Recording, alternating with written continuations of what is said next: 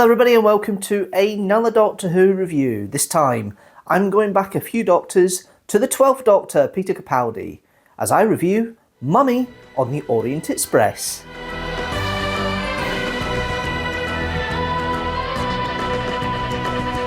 A story from Series 8 of the revived series, starring Peter Capaldi as the 12th Doctor and Jenna Coleman as Clara Oswald. Okay, there is no plot synopsis as such like a television companion with the new revived series stuff, but here's a quick plot synopsis of the story.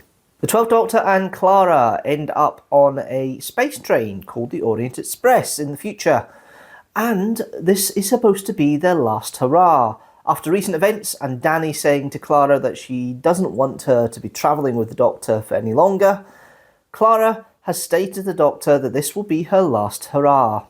She slowly starts to regret it though, and as things get exciting with a mummy that goes to people only who are about to die and have 66 seconds of their life left to do so and panic, it does seem that Clara is warming to the idea of staying with the Doctor once again.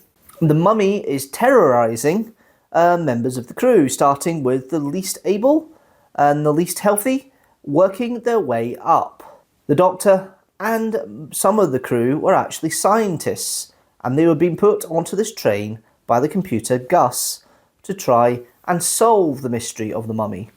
The mummy happens to be a telepathic agent in the form of an old soldier who's been manipulated to be out of phase when he's about to kill his victims. The Doctor figures it out with a couple of seconds to spare, but the train gets blown up because Gus wanted them to solve it, but didn't want them to survive it. The Doctor manages to get everybody off via the TARDIS, and Clara and the Doctor end up having a tete-a-tete on a beach, and it ends up being that Clara decides she wants to stay with the Doctor. Okay, we'll go into the good bits, bad bits of the story in a minute. Let's go through the main cast and have a discussion about them.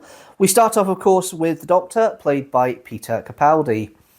This is the early Capaldi. This is the early Capaldi who's a bit more stern and serious, but you are starting to get the lightheartedness that Capaldi starts to bring to the role in later seasons here. He has a bit of a joy about it, and there is that kind of excitement. And this is the thing with Capaldi you seem to underappreciate. He may have been stern and rough in his first season, but the Doctor as we know him, the Doctor who travels, the Doctor who's curious, is all there and is shown in spades with Capaldi's version of the Doctor, and it really does work for that.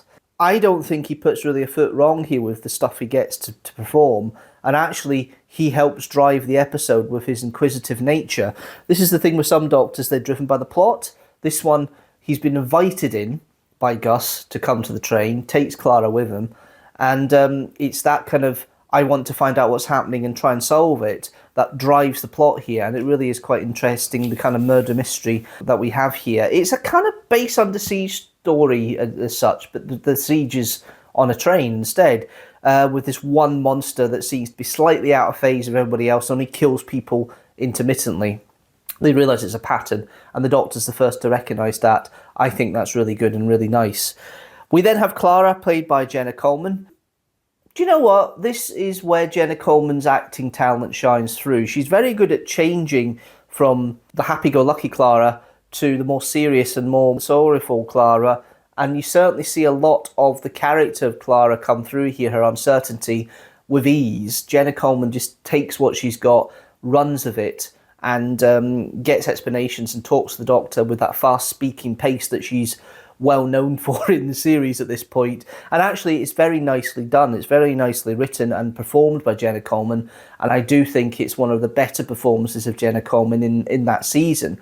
I think it works here. I think it really is a nice dynamic between the two of them. Really nice. Then we have appearances by Samuel Anderson as Danny Pink. He's there as a kind of focal point for Clara to try and, satisfy wanting this relationship with him. He doesn't really do too much, but what Sammy Anderson gets, it works well enough for me.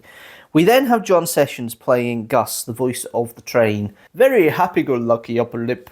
Well done, everybody. And the fact that the train is full of scientists and actually isn't really a train, it's more a science experiment, is really interesting. I like the way that's portrayed. Gus has got this sinister but happy-go-lucky look to him, which is interesting.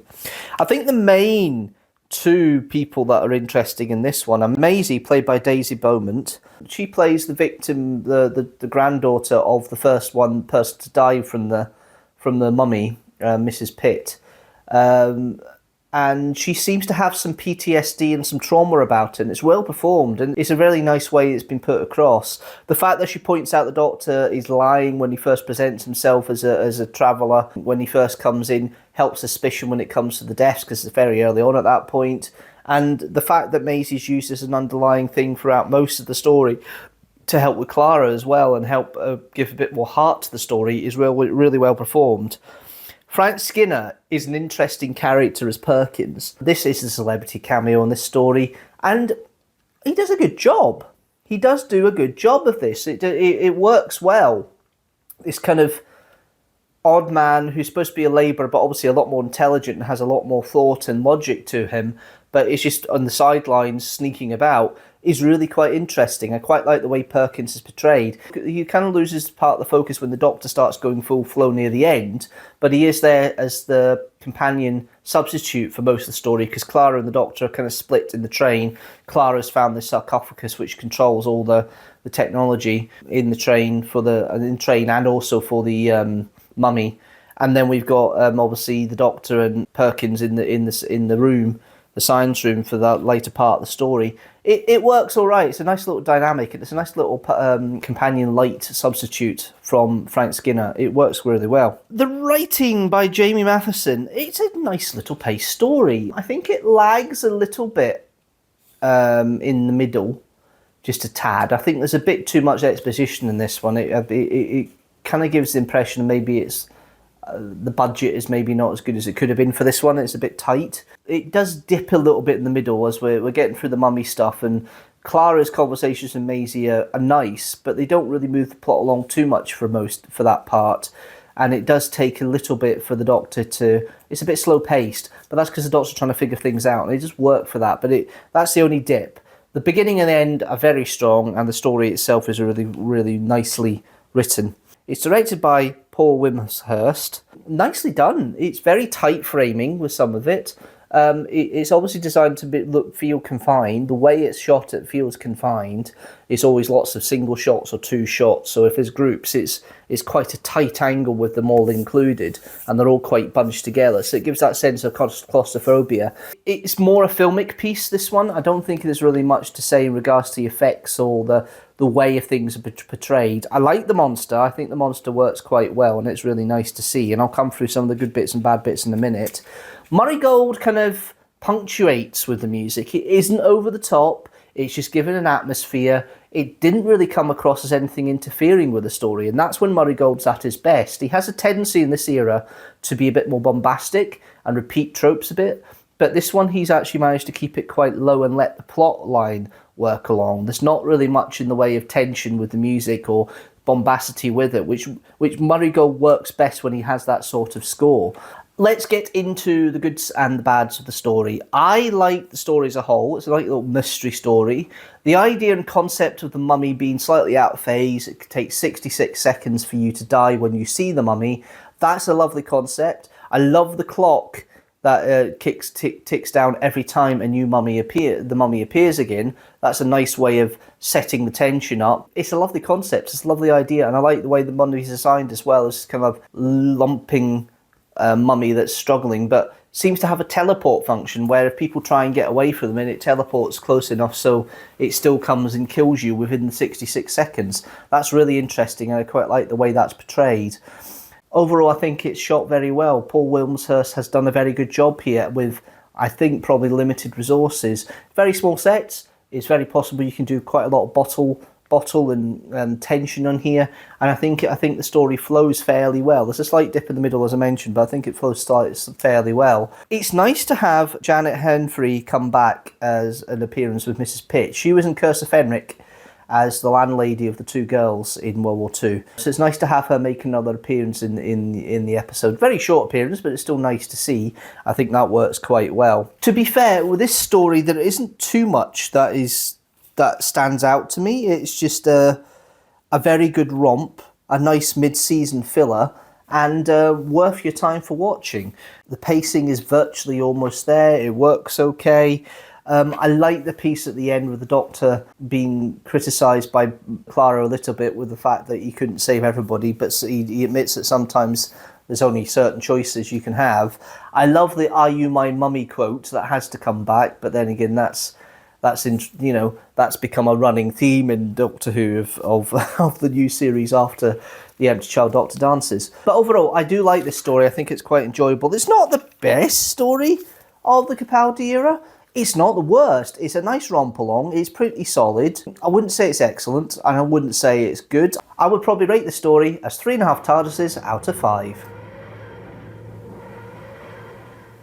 Okay, let's see how that story stacks up with the rest of the Peter Capaldi era, and how it also stacks up with the rest of the stories I reviewed for the TV series so far. Mummy on the Orient Express sits in with 6 other stories in the Peter Capaldi era, rated 3.5 TARDISes out of 5. They are Listen, Knock Knock, The Caretaker, The Girl Who Died, The Woman Who Lived, and Under the Lake Before the Flood. The lowest rated Peter Capaldi story is Sleep No More with 2.5 TARDISes out of 5, and the highest rated is Dark Water, Death in Heaven with 4 TARDISes out of 5. Overall, Sleep No More and Time Lash are still at the bottom with 2.5 TARDISes out of 5, and at the top is still 7 stories with 4.5 TARDISes out of 5. They are The Happiness Patrol, Inferno, The Day of the Doctor, The Case of Androzani, The Tomb of the Cybermen, Dalek, and The End of Time. That's it for this Doctor Who review. Let me know what you think about Mummy on the Orient Express. Leave a comment down below. Did you like it? Leave a comment down below. Were you not so keen? Leave a comment down below. If you like this video, please like it, share it with the hashtag teamstructor, and if you like the channel as a whole, please don't forget to hit that subscribe button and the notifications bell so you know when a new video comes out. It helps massively to get the profile up of the channel and allows us to grow even more. Thank you very much, guys, for watching this, and you know what? I'll see you later.